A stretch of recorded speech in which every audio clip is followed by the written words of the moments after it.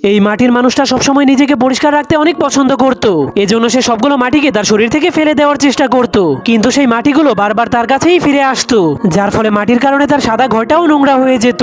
এজন্য সে তার ঘরটাকে পরিষ্কার করার জন্য সেই মাটিগুলো মোছার চেষ্টা করলে তার ঘরটা আরো বেশি নোংরা হয়ে যায়। তখন তার মাটির হাতগুলোকে দেখার পর মাটির লোকটা ভাবতে শুরু করে, যদি আমার কাছে এক বালতি পানি এবং হাতের গ্লাভস থাকতো তাহলে আমি আমার ঘরটাকে অনেক সুন্দর করে পরিষ্কার করতে পারতাম। কিন্তু তখনই লোকটা দেখতে পায় তার ঘরের মধ্যে একটা বক্স চলে এসেছে। এরপর সে ওই বক্সের ভেতর থেকে হাতের গ্লাভস এবং এক বালতি পানি নিয়ে তার ঘরটাকে পরিষ্কার করতে শুরু করে দেয়। কিন্তু তার ফ্লোরে আবারও ময়লা লেগে যাবে এই ভয়ে সে ধীরে ধীরে পিছাতে শুরু করে দেয়। এর কয়েক মিনিট পর তার পুরো ঘরটাই পরিষ্কার হয়ে যায়, কিন্তু সে হাঁটতে গেলেই তার ঘরটা আবারও ময়লা হয়ে যাবে। এজন্য সে ভাবতে শুরু করে, যদি তার কাপড়ের জুতা থাকতো তাহলে তার ঘরটা আর নোংরা হতো না। যা ভাবার পরেই সেখানে আবারও একটা জুতার বক্স চলে আসে।